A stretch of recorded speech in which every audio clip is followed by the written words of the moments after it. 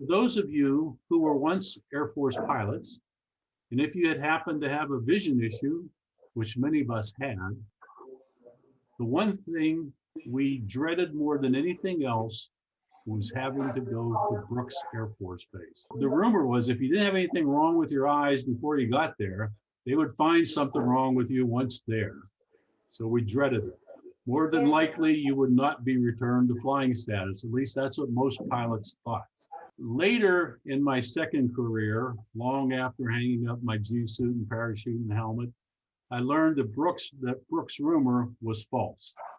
Not only did the Brooks docs return most of the rated flyers back to flying status, they usually corrected any potential health issue that they had. The leader of the Brooks team of ophthalmologists happens to be one of our own Dedelian brothers. Most of us know him as the last of the B-17 World War II pilots, 8th Air Force, to retire from active duty. But a few of us know him as a world-renowned eye doctor. It gives me great pride to introduce to you my friend and colleague, a national treasure, and the person I call guardian of the pilot's eyes, Colonel Dr. Tom Tredici. I'm Tom, T-O-M, Tredici, T-R-E-D-I-C-I. Now, Tredici is a very important name in Italy. For instance, every person in Italy knows my name. If you know anything, you know how to count. 10 is 10, 11 is 11, 12 is 12, and 13 is 13. Okay, that takes care of how famous I am in Italy. I'm going to give a little short talk on some of the things that we did when I was in charge of one of the vision science groups at the School of Aerospace Medicine. I just want everybody to know who's a pilot that they never had a pilot in charge of that department until I got there. Now, because I had been a pilot, I understood all the problems, especially vision problems, that the whole Air Force had. Because you could get a waiver even if you got a ankle cut off, but you could never get a waiver for anything, even the smallest trouble with vision. So I took it on as parentage, and that's what I did the whole 50 years that I stayed there. I worked for the Aviator. And I said, what did you do? Well, for instance, they had hundreds of people grounded permanently because they said they had a disease called glaucoma. Well, anyway, by working over and find out, they didn't really have that. And we changed all the rules, and I was able to get hundreds of pilots back on their full-time duty. They all went to retirement, and obviously they loved that. Then came the next group. Everybody gets old, everybody gets a cataract, and when you do that, you can't pass the test anymore. We tried and tried and tried different things. Anyway, in the end, we finally were able to put an intraocular lens in a pilot that could withstand G-forces, acceleration, and all that other stuff, which the Surgeon General told me, Tom, you better have that cleared or you ain't going anywhere with this. Finally, in 1986, I got 7 people to get a waiver, and now by the time when I retired in 11, they had 200 pilots who were flying everything in the Air Force, jets, so forth, who had had cataracts that had been operated and now were operating full bore. They all went to retirement. I mean, that's the kind of stuff that we did in our department. Now, tonight, I had a little 20-minute cinch on what people didn't know when the nuclear bomb went off, because they had to get that bomb out of there very quickly in 1945. 1945 is now 76 years ago since the bomb went off. And they knew that it caused a lot of trouble because it helped us win the war.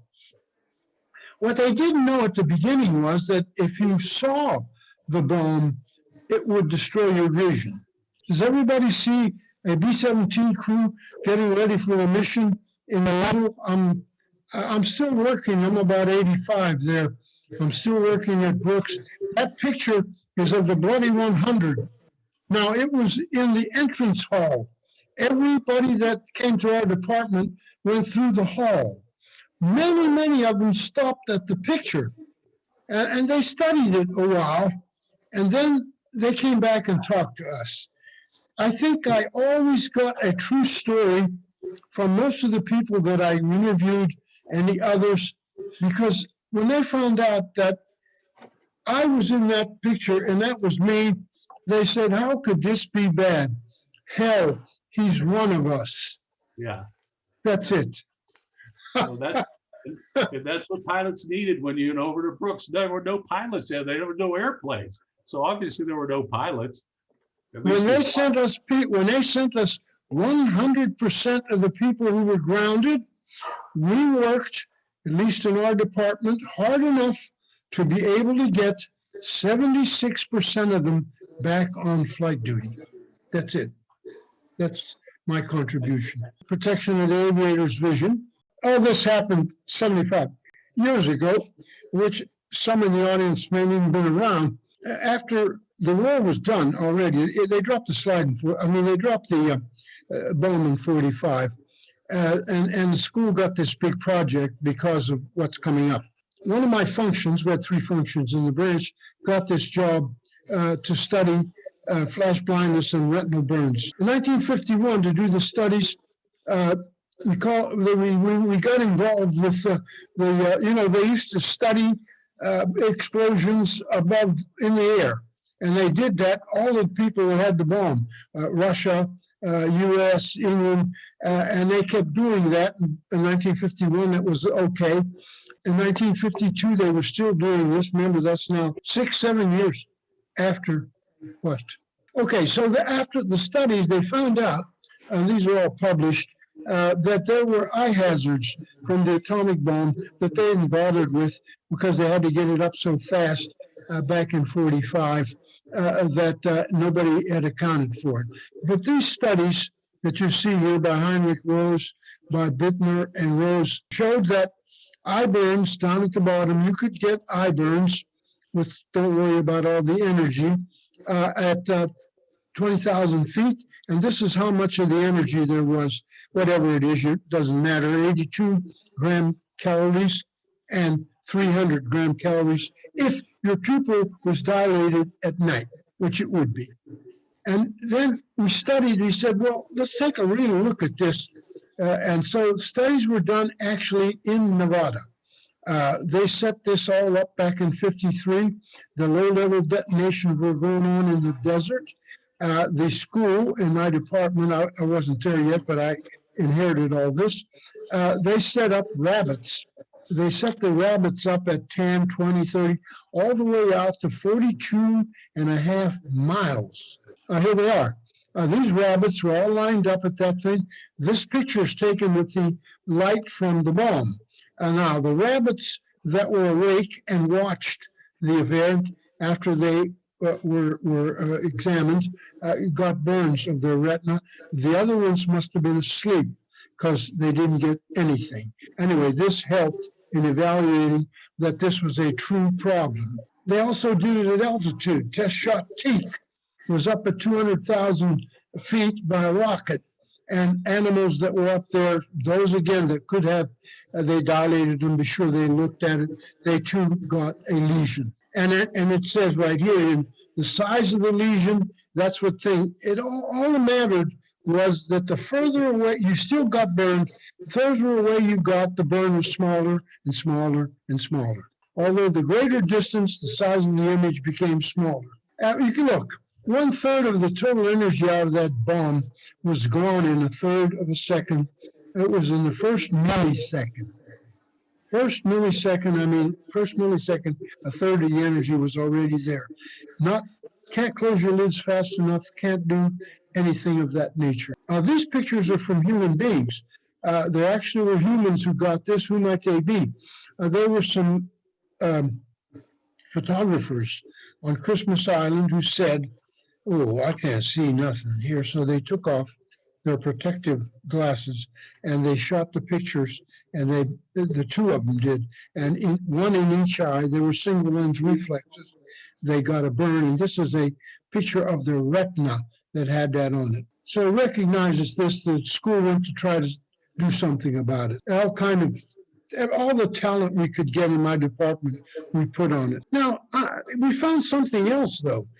From the military standpoint, it turns out that maybe flash blindness might have been a bigger a problem than the chance of looking exactly at the right spot to get a burn. Now, anybody here old enough to remember when they took pictures with flash bulbs? If the bulb was big enough, it would take care of your vision for maybe 10, 15 seconds, depending how big it was. We found out that there was a visual flash blindness envelope that extended way, way out into the atmosphere. So if you were doing something in the plane that you need to see, you couldn't for about 20, 25, 30 seconds. So we had to do something about overcoming that also. And anyway, these are what these, so if they were going to be goggles, this is what they had to do. They had to have a certain open density so you could use them, and they had to be a certain closed density so it could protect. So we let out contracts and we did some in-house. And all this stuff went by. They used filters, electro-optical, mechanical, phototropic devices, on and on. These were either on contract or we did them in-house. As a joke, when I first got this, I said, fellas, they're asking us to beat the speed of light, which I don't think we can do, but we can do it if you wear an eye patch. Well, that was kind of supposed to be a joke. Well, it doesn't turn out to be a joke. I'll show you. I'm not going to go through all these. This is some of the equipment that was tried to see if we could do this and still continue flying the airplane. There was this kind of a material, electromechanical, electro-optical, explosive lens filter. That filter exploded in a millisecond, and then you took one off, put one on. Took too much time, but that was one of the things that they came up with. It didn't pass. Then came the materials themselves. In the atomic material, when it started changing, we got close enough to be able to solve this. And this PLZT stuff was found in one of the other labs that was working in the military. Now, this is what turned out in the end, but way too cumbersome. It worked. That turns black if a thing goes off in a short enough time, keeps it long enough, and gets white, but it's too cumbersome to wear. In other words, we had to start, but finally we didn't have to finish because they stopped during the exams. In the air testing was ceased in 1964 by treaties. So you might say, well, you wasted a lot. Well, not completely. Some benefit came from this. For instance, you can buy photochromic lenses now. In fact, last night, while I was watching TV, I saw you can buy lenses that darken if you're outside, but only trouble is it takes about 4 minutes. And then you wear them as a sunglass. And then I'll show you that. Yeah, you can get these on television, okay? They'll change they'll change density, and then they'll become light again, and so forth. They're either glass or plastic or so forth. And that's 75 years from ago when we started all this. Now, this really helped welders. Welders have all kind of eye problems because when they strike the arc, they can never put that visor down fast enough to get some of the energy in their eye and their retina. So this company used the technology that we had developed, and they did this speed glass lens auto darkens in 1/500th of a second after you strike the arc. It's worn on your belt. It's got cool air and so forth, keeps out the vapors. Helmet flipping is eliminated. Because helmet flipping means you only have one eye one hand when you weld. One flips the thing, one holds the weld. This way, you can get rid of that. Helmet flipping is eliminated and you're constant full of fresh air. Welder's total protection vision. Well, that's not bad. And then last but not least, the gold visor, which we had developed to protect against thermonuclear weapons. NASA and I got together, and it was developed for space exploration to cut down the amount of UV and infrared that's out in space. You notice that on the moon, it's perfectly black in the back and perfectly clear at the horizon because there's no atmosphere. Also, there's very high levels of UV and IR, and the gold kept that all within parameters. And that gold visor, so we talked with that with NASA, and that's where we found it. Actually, this is probably the first or second most viewed picture that mankind has ever done. I'm going to let you guess what you might think is either right on target or now afterwards. You tell me what it is when we're done. This all ended, and just as that ended, the laser was invented, and we got involved in 1965 examining the laser because the laser was a bigger hazard for flyers than that, as far as their vision is concerned, than thermonuclear energy. Anyway, we gave contracts for doing laser work. SRI took them up. We transferred from one thing to doing. I had a lot of good people on the staff, and they were PhDs in math and science, and so they transferred over quite readily. A laser lab was built. We'll show you, but that's okay. And I even got Major General Chuck Rodman.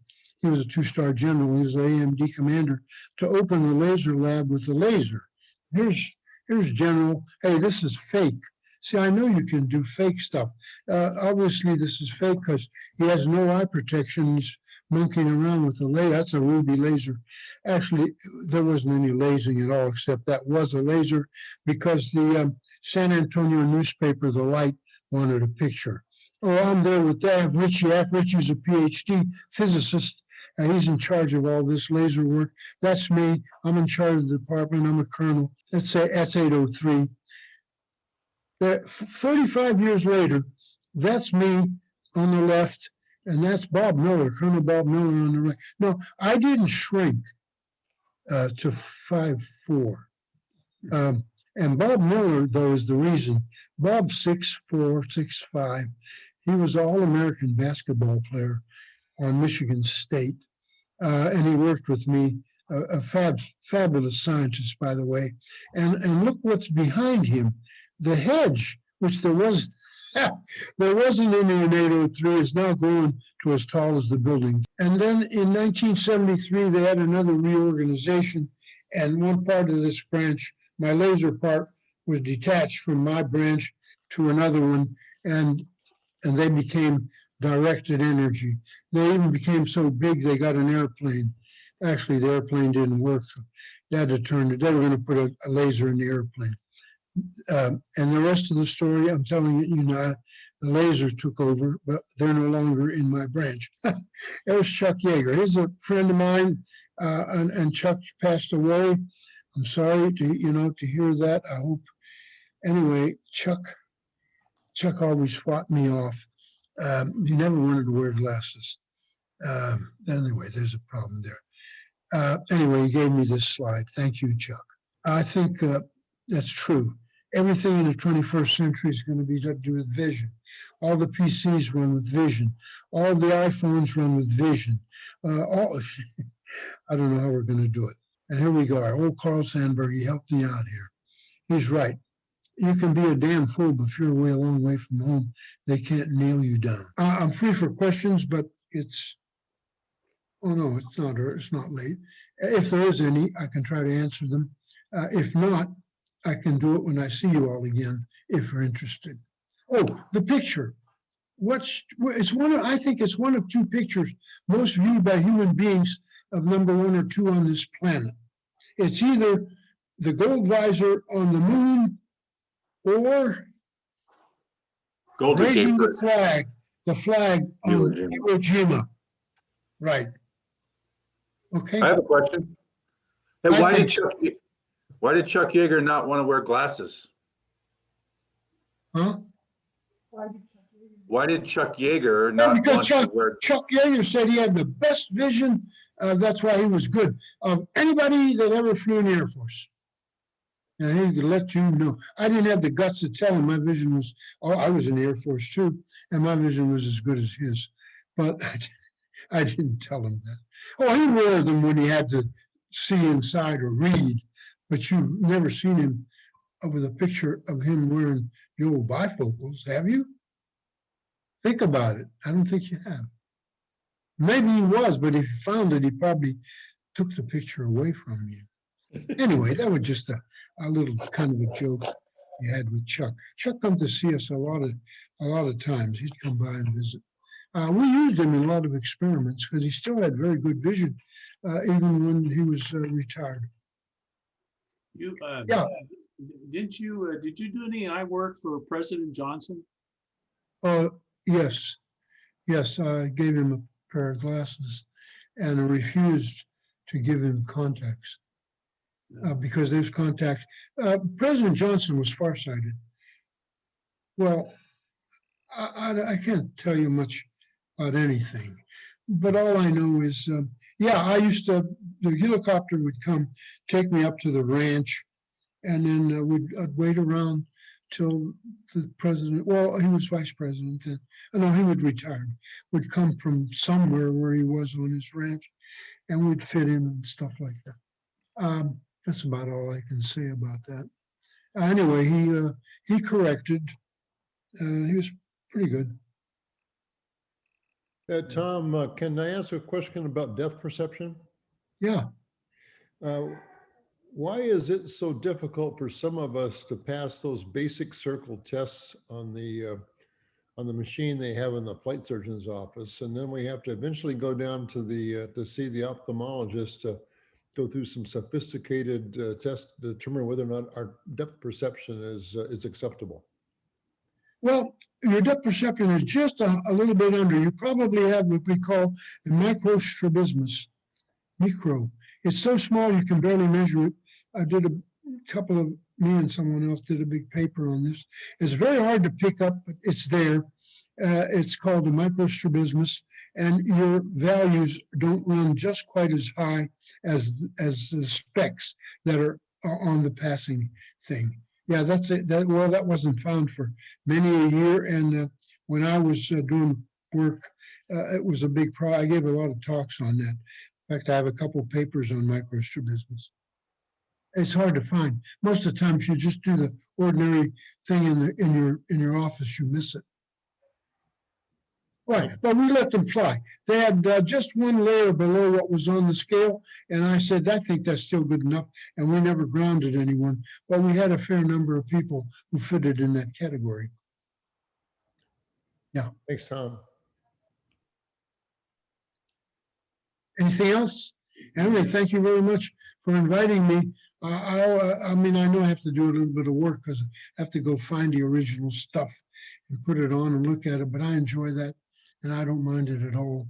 If I find something else that I think people who fly and have vision, I'll be more than glad to try to put it together, tell you what had happened behind. You didn't know that happened, but it did in order to get to that level. And I think it was important that you had had a flying person. Otherwise, my predecessors didn't do that. Not that they were bad guys, but most of the people who took my job were ready for retirement. They didn't want to mess around on anything, so they did their job, left it like it was, and they kept saying, we go by the book. We go by the book. After a while, when I got there, I said, but you know what? We write the book. Yeah, so that's it. We wrote the book. We brought it up to date. That's Did they reinstitute the ophthalmology group up at Wright Pat when they moved the school there? No, the BRAC destroyed it completely. Yeah. It has never been put together. It's now 10 years gone by, and I don't think they have produced one paper to the meeting, aerospace medicine meeting. I produced. Well, then, no, this nobody's going to champ this. I produced a paper, a different paper myself, every year from 1964 to 2014, an aerospace medicine meeting. And I had someone on my staff do the same thing, because I had a thing out there. You write a paper, it's got to be able to be accepted by when they have their meeting, and if it's accepted, you go to the meeting and you stay there, and it's all free, you know. Oh, everybody loved that. So all the people that were my trainees, they tried to do that. Well, nobody's doing it. They're not in it now, so I can't help it. So what I'm trying to do is put together a book that shows what we did in the 50 years from 1960 to 2011, when 2012, when the school closed. That's a half a century. There's a lot of good stuff in there. It'd be a shame to just burn it. Well, Tom, we appreciate you being one of the brothers here, and for taking the time to do this. And I got my provost marshal hat on again, so I'm going to propose a toast to your well-being and all that you've done for the Air Force and for the flyers and keeping us flying, even though we may have had some eye problems. So here's to Dr. Tom Tredici. Thank you very much. Here, here. I see that Bill has a helmet and he's got a propeller over his head, so he must be in a helicopter, ready to go. Right, Bill? Yeah, right. It's going right around. There it is. It's whirling. No more pressure. Yeah. Right, you'll Right. take off. Yeah.